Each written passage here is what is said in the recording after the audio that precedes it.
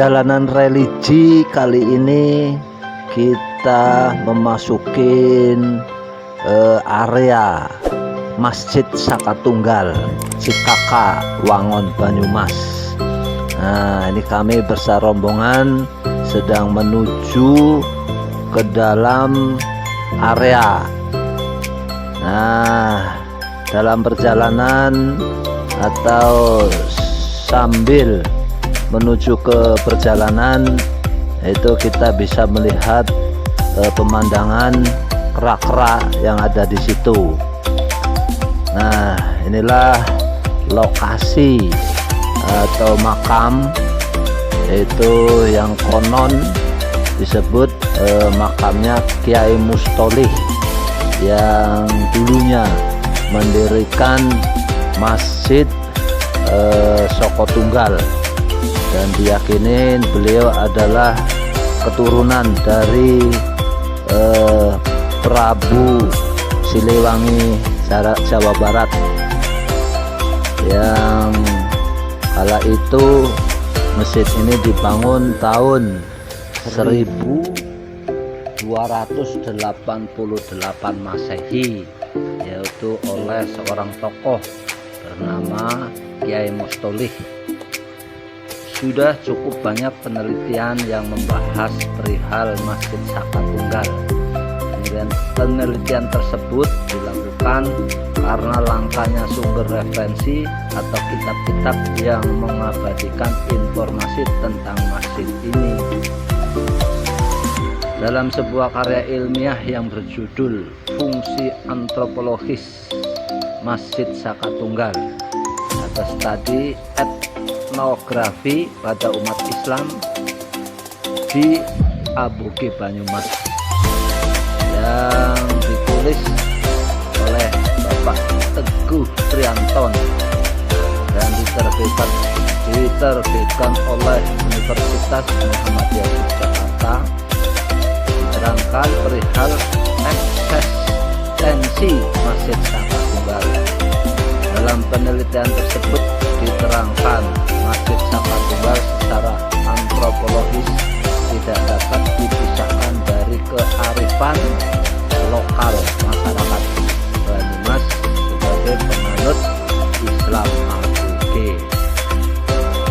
Menurut Teguh, eksistensi Masjid Sakatunggal bagi umat Islam Aboge merepresentasikan kuatnya hubungan manusia dengan sesamanya.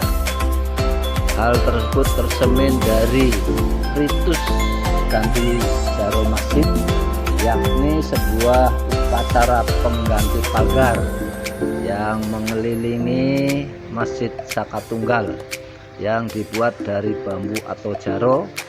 Dalam prosesnya, warga desa Cikaka secara gotong royong bahu-membahu mengganti pagar bambu Sakatunggal dengan pagar bambu yang baru. Selain masjid, sarana ibadah kepada Allah SWT, ritual ganti jarum merupakan bentuk konkret fungsi Masjid Sakatunggal sebagai pilar hubungan manusia dengan manusia lainnya atau hablum minan nas. Selain warga setempat, upacara ganti jarum juga kerap diikuti oleh sejumlah utusan dari Keraton Surakarta dan Yogyakarta. Dalam praktik peribadatan, Masjid Sakatunggal juga memiliki keunikan, terutama ketika masyarakat bisa melaksanakan salat Jumat. Sebelum menunaikan salat Jumat, azan biasanya dikumandangkan oleh 4 orang azin secara serentak. Nah, ini juga dilakukan yaitu di Masjid Tua Sunan Gunung Ampel. Nah, mereka mengumandangkan azan tanpa menggunakan pengeras suara layaknya kebanyakan masjid di Indonesia. Tradisi mengumandangkan azan tanpa mengeras suara dilakukan secara serentak oleh 4 orang azin.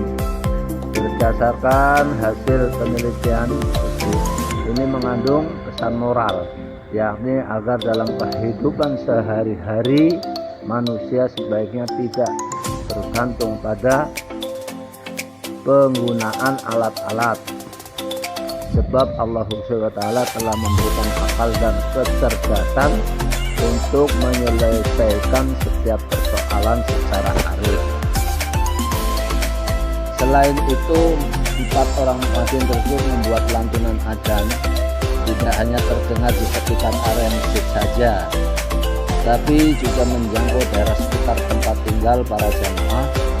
Dari aktivitas ini, menurut Teguh, terdapat nilai kesederhanaan, kebersamaan, dan kebersahajaaan. Adapun sosok Kiai Mustoleh yang mendirikan Masjid Saka Tunggal pernah dibahas dalam sebuah penelitian yang berjudul Pertumbuhan dan Perkembangan Islam APG di Desa Cikakak, Banyumas, yang diterbitkan Universitas Negeri Yogyakarta. Yang dalam penelitian tersebut disebutkan Kiai Mustoleh adalah akrab disapa Mbah Toleh, adalah tokoh yang menyebarkan agama Islam sekaligus mendirikan Desa Cikakak.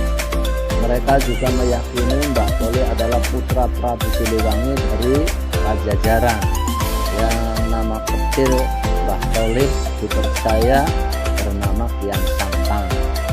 Kendati demikian, kepercayaan masyarakat di Desa Cikakak tersebut seperti diterangkan dalam penelitian belum bisa dibuktikan kebenarannya secara ilmiah.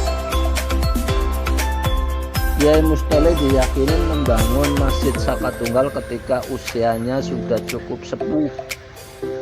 Dinamakan Masjid Saka Tunggal karena masjid tersebut memang hanya ditopang oleh satu pilar utama.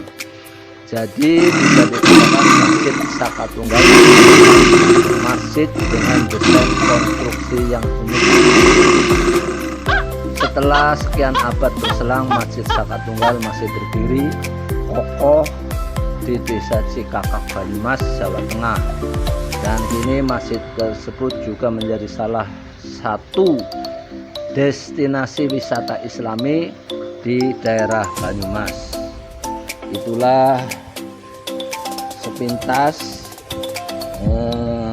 biografi Masjid Saka Tunggal.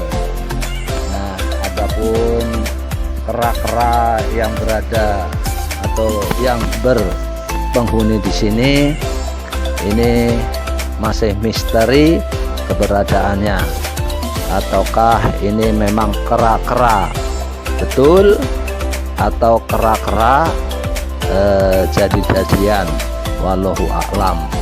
Yang pada prinsipnya mari kita tetap menjaga budaya dan melestarikan daerah ini. Terima kasih.